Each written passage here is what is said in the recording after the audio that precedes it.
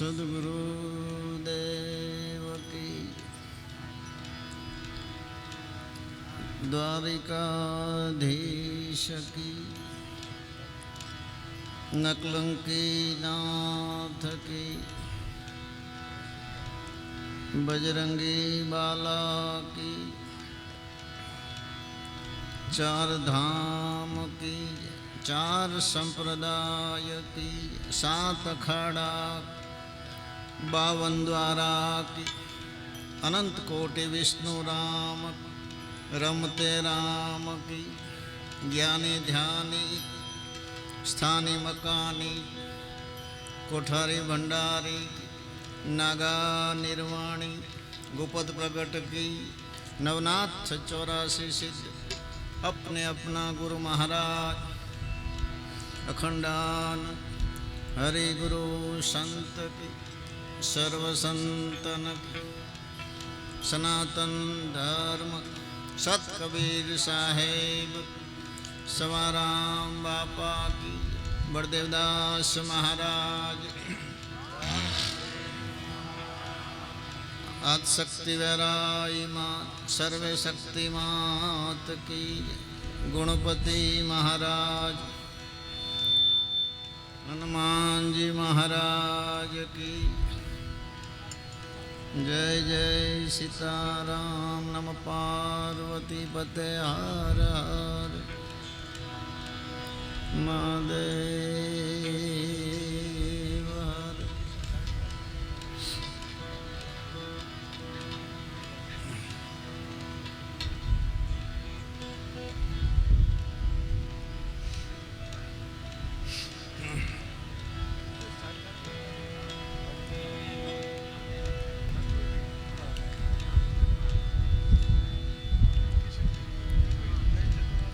सद्गुरु सद्गुरु तुम्हारी अकड़ गति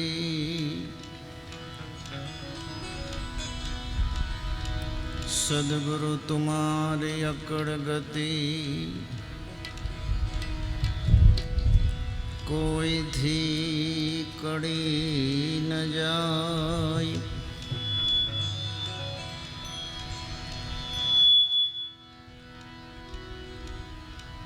मस्त राम कहे वेद कथी था क्या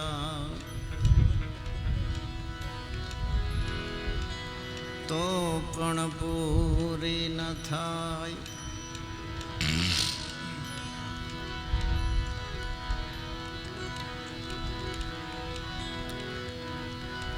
सांझ पड़े दिन याथ में दिनी चकवी रोई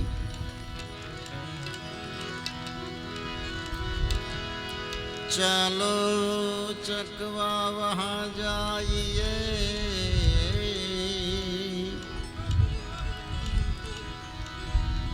जहाँ रैन दिवस न होई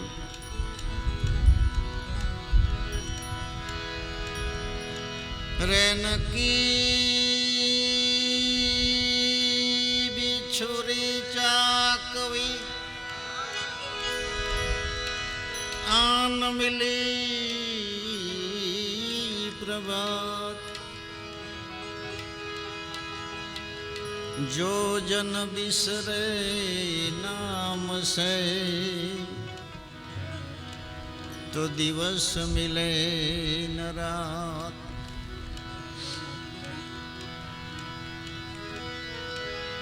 साबर के सिंह से अटकत सूरे गेंडे की ढाल राजा राम सुहावे मृग की खाल ओढ़े जति सती व्याघंबर शिव शंकर मन भावे हाथी के दांत के भात भात के खिलौने बकरे की चाम पानी भर पिलवावे चेत अचेत मन मूर्ख मानव, ये मनुष्य की खाल कछु काम न आवे।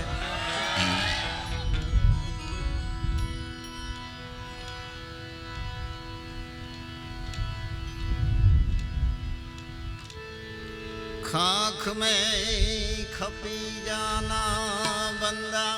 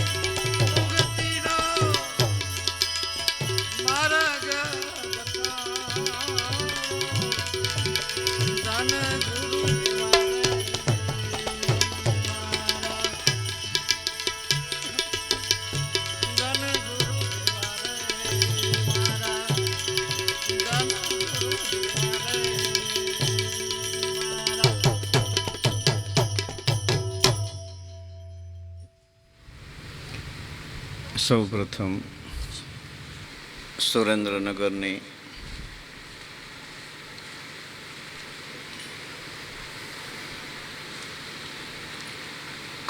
પાવન ધરા ઉપર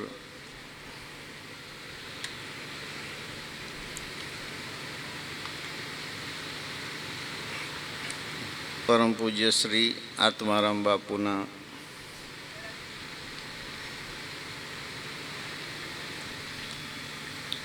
પરિવાર, સાધુ શ્રી નંદરામભાઈ આત્મારામભાઈ, સાધુ જયદેવભાઈ નંદરામભાઈ અને સાધુ મેહુલભાઈ નંદરામભાઈના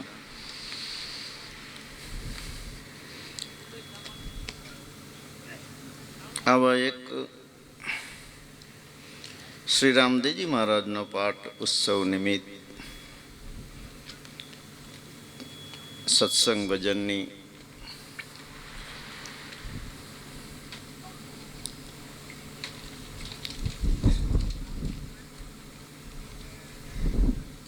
આવી મંગલ રાત્રિએ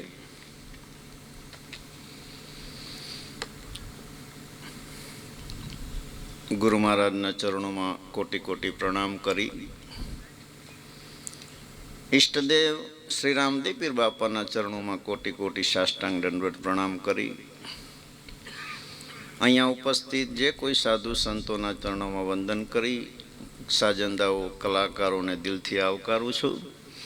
આપ સૌ અહીંયા જો ઉપસ્થિત દરેક આત્માઓને મારા હૃદયથી ખૂબ ખૂબ અભિનંદન, ધન્યવાદ. જય સિયારામ. આજના આવા પ્રસંગે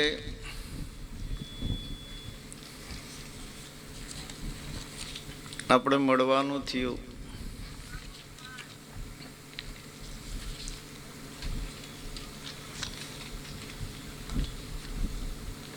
જ્યારે સાધુના ઘેર પ્રસંગ હોય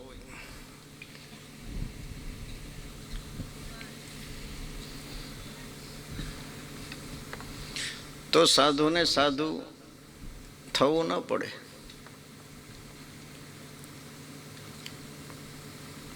પૂર્વજન્મના શુભ સંસ્કાર વડે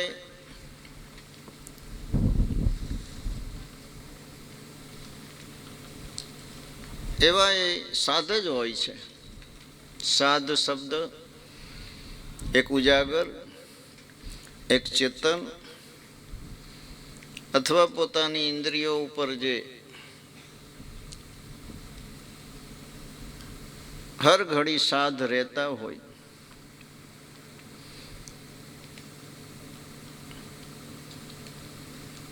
એવી ગતિ સ્થિતિમાંથી સાધુ શબ્દ આવેલો છે. આજ આવા રૂડા પ્રસંગે કલાકારોને તો આજ ખુલ્લું મંચ પડે છે.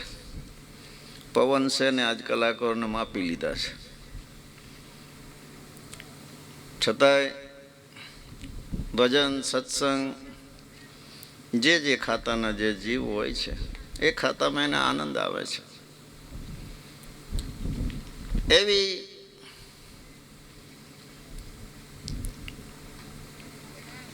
ઋષિ મુનિઓને સાધુ સંતોની પવિત્ર ધરતી ઉપર આપણને જ્યારે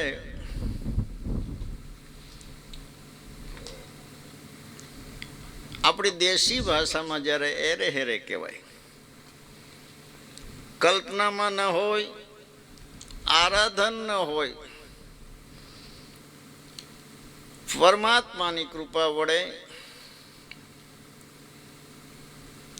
ભાગ્ય બળે ને કર્મ સંજોગે જ્યારે આપણને માનવ અવતાર મળ્યો હોય તો એ માનવ શરીર દ્વારા એ એક જ શરીર એવું છે, ચાર ખાણીની અંદર મનુષ્યને કર્મ દ્વારા જ્યાં પહોંચવું હોય ત્યાં પહોંચી શકે છે. એવો ઉત્તમ મનુષ્ય દેહ પ્રાપ્ત તો ઘણાને થયો છે, પણ બહુ ઝીણી વિચારધારાથી જ્યારે વિચારીએ તો આપણને એમ લાગે આપણે બધું કરી રહ્યા છીએ. પણ દુનિયામાં મનુષ્યની ધારેલી પરિસ્થિતિ જ્યારે નથી થતી, ધાર્યું પરિણામ નથી આવતું, તો મનુષ્ય જરા વિચાર કરવો પડે કે આવું એવું ગૂઢ શું રહસ્ય છે કે ગમે તેવા સુરવીર પુરુષો પણ, જ્ઞાની, યોગી, ધ્યાની, સિદ્ધ સાધક પણ બે ઘડી વિચાર કરતા થઈ ગયા છે. રહસ્ય ભૂત, ભવિષ્ય ને વર્તમાન દ્વારા બનેલો આ દેહ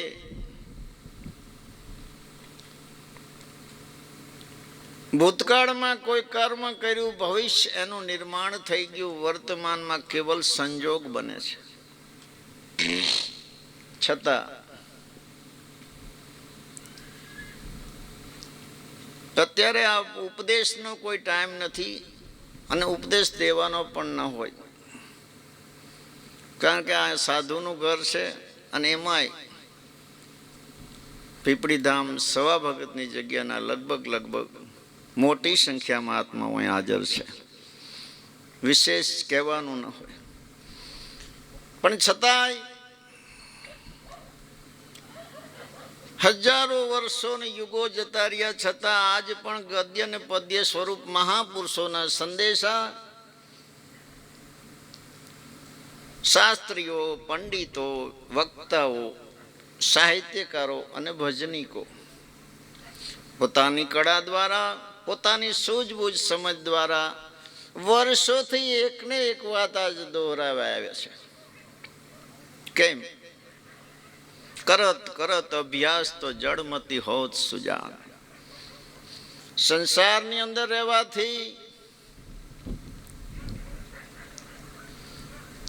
ઘણી પ્રકારની જવાબદારીને આધિ વ્યાધિ ઉપાધિની અંદર એવી એક કર્મની જાળ, એવી એક માયાની જાળ,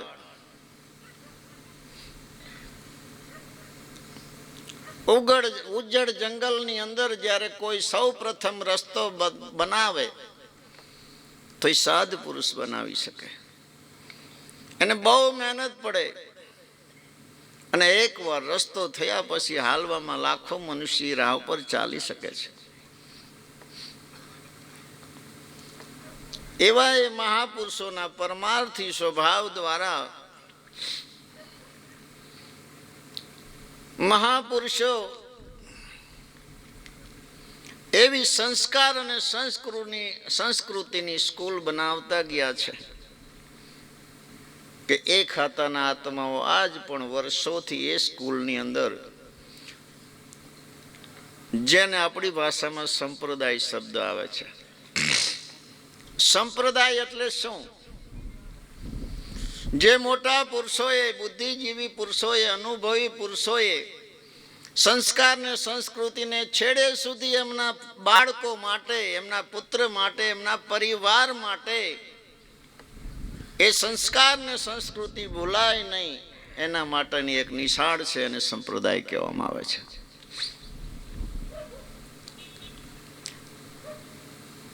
એવી મહાપુરુષોની આધ્યાત્મિક આવી અજબ સ્કૂલની અંદર એવું તો શું રહસ્ય છે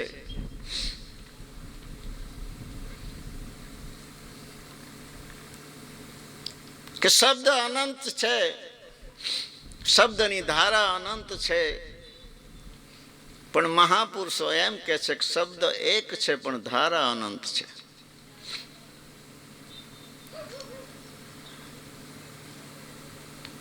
તો કથા સાંભળવા સૌ કોઈ આવે, કોઈ ઊંઘે, કોઈ જાગે, અખા ઘેરામાં કરી ઘાતો કોકને કોકને વાગે. બધાય શબ્દો તમારા નથી હોતા, બધાય મારા નથી હોતા. રાજા હરિશ્ચંદ્રને જે શબ્દ અડ્યો, સીવી રાજાને જે શબ્દ અડ્યો રાજા ગોપીચંદ અને ભરતરીને જે શબ્દ આડ્યો, બલખ બુખારાના બાદશાહને જે શબ્દ આડ્યો, નરસિંહ મહેતાને જે શબ્દમાં મસ્તી લાગી, મીરાને જે શબ્દમાં મસ્તી લાગી, એ જ શબ્દો આજ આપણી સામે છે, છતાં આપણને એ વસ્તુ કેમ નથી લાગતી? ઘટ અને પટ મહાપુરુષોની ભાષામાં એવી એક અજબ ઘટના છે કે જેમ જીવન કોઈ જન્મે, પણ તમે જોઈ લેજો સ્વયં જીવન જ નથી, જીવન આધારિત જીવન છે. અને એવા ઘણા બધા આધારને લઈ અને જે જીવન હોય એની અંદર રહેવા છતાં યોગી, ધ્યાની ને સાધ પુરુષો ને બ્રહ્મચારી પુરુષોએ તો રસ્તો કાઢ્યો, પણ આપણે સંસારીએ ક્યાં જવું? સંસારી ધર્મની પરંપરામાં આધ્યાત્મિકના વિષયની અંદર મહાપુરુષોના રાહની અંદર નજર કરી તો અનંત અનંત જો પુરુષો થયા હોય ને પાર ઉતરાય તો ગ્રસ્તાશ્રમની અંદર ઉતરા છે, પણ જુક્તિ વિના મુક્તિ નહીં. સર્જનહારની વસાવેલી સૃષ્ટિ, બનાવેલી સૃષ્ટિ, એના નિયમોને કદાચ કોઈ તોડવા જાય તો અવંગ કોઈ સાજો નીકળી શકે નહીં. કોઈ એક પરમાત્માની કૃપા, ગુરુની કૃપા હોય તો ઠીક છે, કરોડોમાં કોઈ એક. પરમાત્માની જે રચના આમ નામ રાખી, આપણો જે આત્માનો વિષય, જેમ અગ્નિનો વિષય, પાણીનો વિષય, પવનનો વિષય, જેમ આપણી દ્રષ્ટિનો વિષય રૂપ જોવાનો, જેમ આપણો કાનનો વિષય શબ્દ સાંભળવાનો, રસનાનો વિષય જેમ સ્વાદ લેવાનો, નાસિકાનો વિષય જેમ સુગંધ લેવાનો, અને ત્વચાનો વિષય જેમ સ્પર્શનો અનુભવ કરવાનો, એમ આત્માનો વિષય શું? આત્માનો વિષય પરમાત્મા જ છે. તો આત્મા પરમાત્મામાં લીન કેમ બનતો નથી?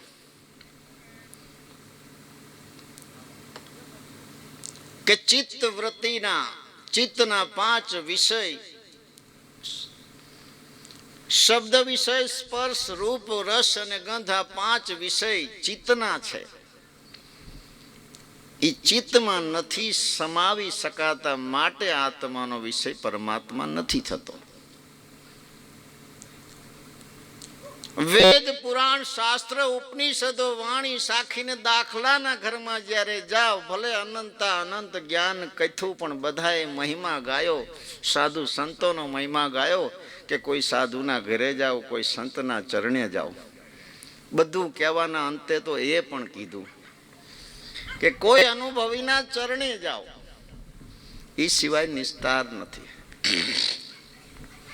કૃષ્ણ ભગવાને આખી ગીતા અર્જુનને સમજાવી, છતાંય ભગવાને અર્જુનને એમ કહેવું પડ્યું, કોઈ બ્રહ્મનિષ્ઠ તત્વ વેતા પુરુષના ચરણે જા, સેવા કર, પગ દબાવ, રીઝવવાની કોશિશ કર. મતલબ કીધું છતાં કઈ ન કીધું. વેદ नहीं मिलती कोई बात बेदन में, वेद कहे सब भेद ही है. नेति नेति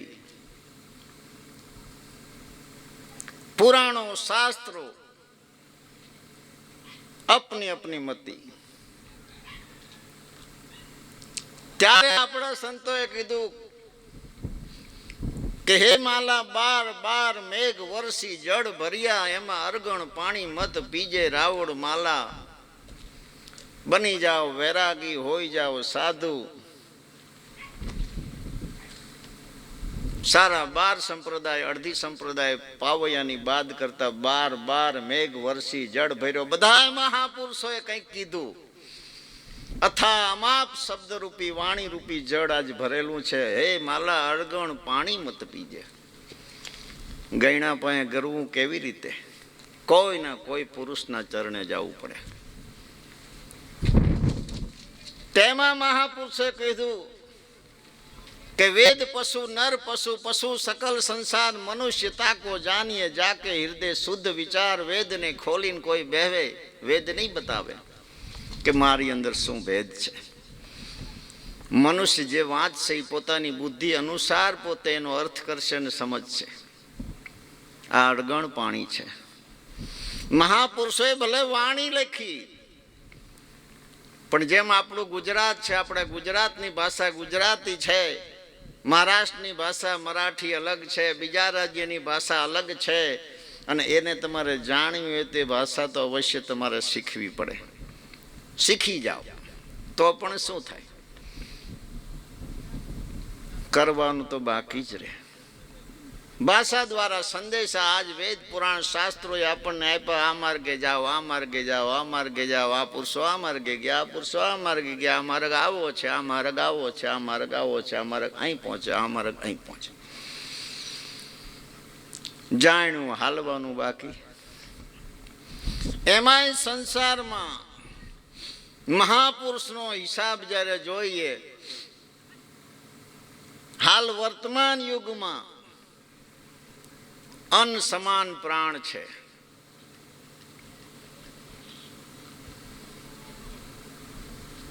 જ્યારે હાડ સમાન પ્રાણ હતા, 110 વર્ષ, 20 વર્ષ, 25 વર્ષ પલંગમાં સૂતા હોય, તમે સામે બેઠા હોય, તમને ખબર પડે, તમે શ્વાસને ગણી શકો કે હવે 2 શ્વાસ જ લઈશે. દીવાની અંદર જેમ દિવેલ ઓછું થાય ને તમને સમજ પડે કે આવા દીવો આટલી વાર જ રહેશે. આજ અન્ન સમાન પ્રાણ છે. આપણા શાસ્ત્રોના 4 આશ્રમ, બ્રહ્મચાર્ય આશ્રમ, ગ્રસ્તાશ્રમ, વાનપ્રસ્થ, સંન્યાસ આશ્રમમાં આજ તો આપણે 60 વર્ષથી વિશેષ આશા પણ રાખવા જેવી નથી. એમાં મહાપુરુષો કે તરી હુવાના તરી જાગવાના. 15-20 બાળપણના બાદ કરો, 10-15 ભાઈલા બાદ કરો, અને સંસારની જવાબદારીના થોડાક બાદ કરો, પછી તો કદાચ શું વધતું હોય છે તો બધા ગણવું પડે.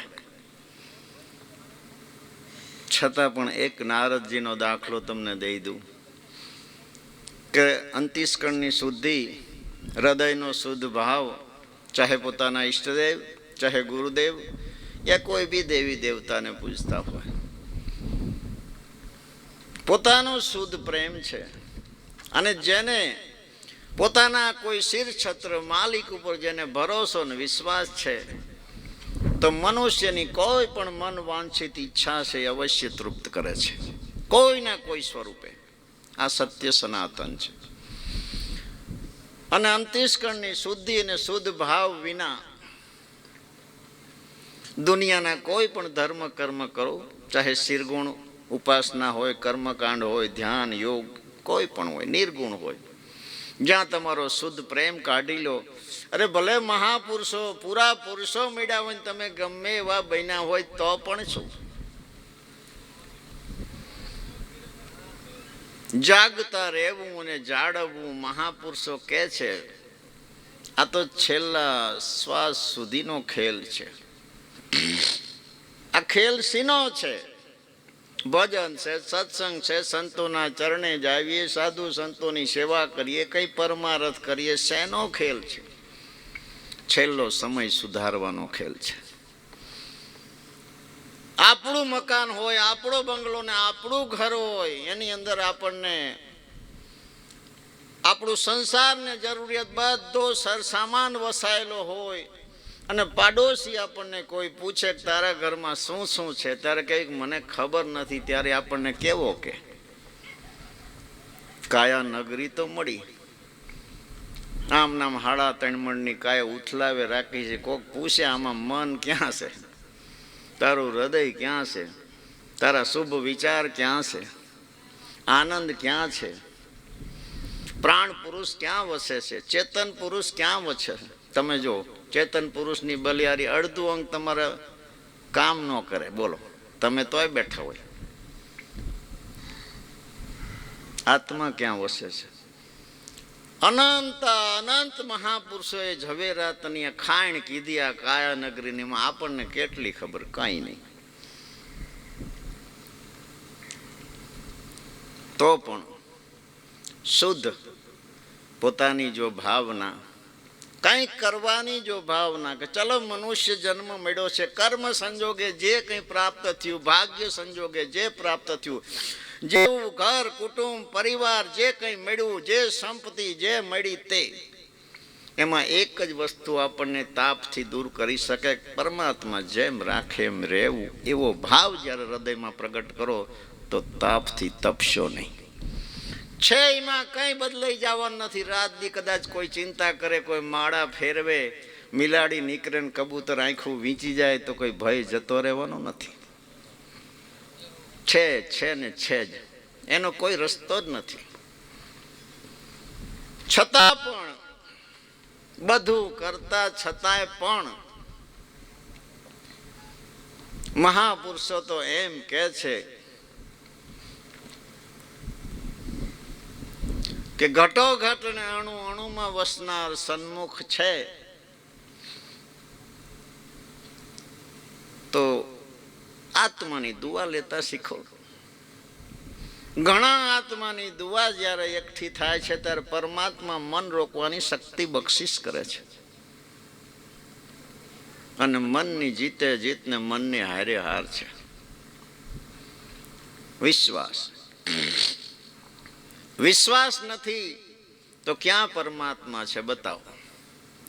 વિશ્વાસ નથી તો ક્યાં ગુરુ છે, અને વિશ્વાસ નથી તો ક્યાં દેવ છે.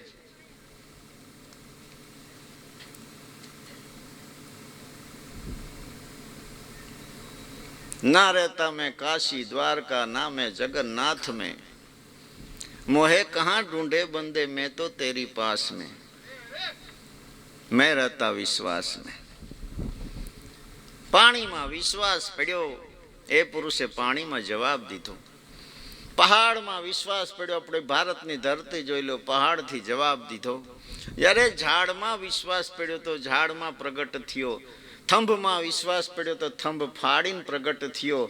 અને જેને સાધુ સંતોની ઉપર વિશ્વાસ પડ્યો તો ત્યાં પણ તમારી મન વાંછિત ઈચ્છાને ઘટોઘટ બેહનારો, જાણનારો, અંતરજામી, અને ખબર છે તમે શું કરવા માંગો છો.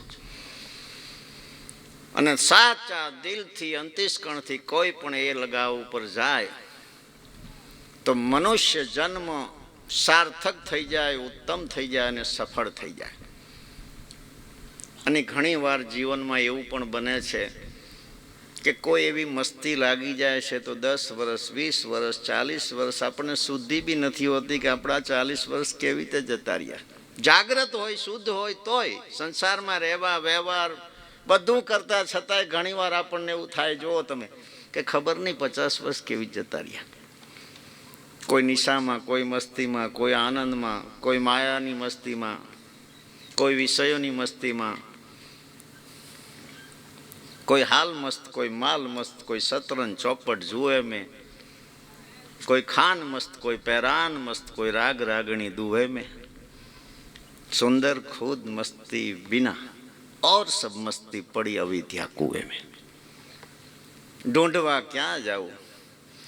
2-4 ભાઈબંધને યાદ આવી, 5-25 મિનિટ બેવી, ઘડીક આનંદ આવે, પાછો ન આવે, છાપું વાંચી, ઘડીક વાંચી લીધા, પછી પૂરું થઈ જાય, પછી ટીવીમાં જાવી, ટીવીમાં પ્રોગ્રામ થઈ જાય, પછી બહાર નીકળી જાવા, મારીને થાકી જાવી, આનંદ ક્યાં મળે? ખુદ મસ્તી. આધાર શું છે વિશ્વમાં?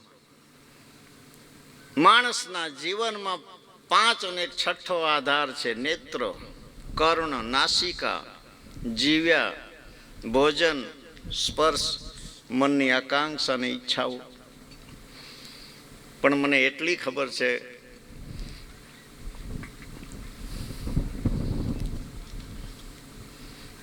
કે નાસિકાથી, ખાવાથી, અડવાથી, વિચારવાથી બદલાવ જે જીવનમાં આવે છે એથી વિશેષ હું તો એવું માનું છું આ દુનિયામાં જોવાથી, સાંભળવાથી વધારે બદલાવ આવે છે. માટે રાત દિવસ સાધુ સંતોનો સંગ કરો, કથા કીર્તન ભજન સાંભળો. મનને તો ન ગમે, કારણ મન કોઈ અવસ્થાને પામેલું છે અને એવી અવસ્થાને પામેલા મન લઈને આપણે આવ્યા છે. ન પણ ગમે. પણ છતાં આપણે જોઈએ છીએ અનંત અનંત કરોડો આત્માઓ બધાની અંદર મન છે, પણ મન એક સરખું નથી. સવારમાં બાપાએ કીધું કે જો મન મીટી કે બ્રહ્મ બન્યો હે તે નર પ્રીતિ કે વેર મુખે નહીં ગાવે. આ એનું પ્રમાણ આપ્યું. આ મન માયાવી બી બની શકે, વિષયગામી પણ બની શકે ને બ્રહ્મ સ્વરૂપી પણ બની શકે. મનુષ્ય વધારે સમય જેની અંદર ઘસારો રાખે છે, જેનો સંગ કરે છે, એવો એ બની જાય છે નહીં, એને ખબર નથી. ચાહે જ્ઞાતિમાં ગણો, સમાજમાં ગણો, શુદ્ધિમાં ગણો, પણ જેનો સંગ એને થાય છે એવું થઈ જાય છે ને એવું એને નક્કી થઈ જાય છે કે હું આમ છું. પણ જ્યાં પહોંચવું હોય ત્યાં કર્મ થકી પહોંચી શકાય છે. વિશેષ ભજનના કલાકારો છે, જ્ઞાનનો સમય નથી, મોડું થઈ ગયું, પણ ભાઈ શ્રી નંદલાલભાઈની ઈચ્છા હતી બાપુ 2-5 મિનિટ 1-2 ભજન બોલે. આજ તો બીજનો ટાઈમ છે, મહેમાન બી ખૂબ છે ઘરે, છતાં એમના પ્રેમને લઈને આવવાનું થયું. વિશેષ વાત નહીં કરતા, મહાપુરુષોએ જે કીધું આપણે તો કેવું છે, દલાલી કરવાની છે, દલાલી. પણ કેવી દલાલી? કે કોલસાનું વૈંતરું કર્યા કરતા કપૂરની દલાલી કરજો, સાધુ એમ કે. કારણ કે કોલસાની દલાલીમાં પૈસા ઝાઝા મળે, કપૂરના વૈંતરામાં પૈસા ન મળે ઝાઝા. પણ છતાંય મહાપુરુષો એમ કે છે કે કપૂરના કોથરા આ ખૂણામાંથી આ ખૂણામાં ફેરવો, પૈસા ભલે ઓછા મળે પણ વાસ તો રહે ને, સુવાસ તો રહે ને. કોલસાની દલાલીમાં પૈસા ભલે વધારે મળે પણ એમ સંતો આપણને કે સાચું બોલતા ન શીખો તો કંઈ નહીં, ના આવડે તો કંઈ નહીં, પણ જૂઠું નહીં બોલું. સંતો એમ પણ કે ધર્મ કર્મ ના કરો તો કંઈ નહીં, પણ પાપ કર્મ ન કરશો.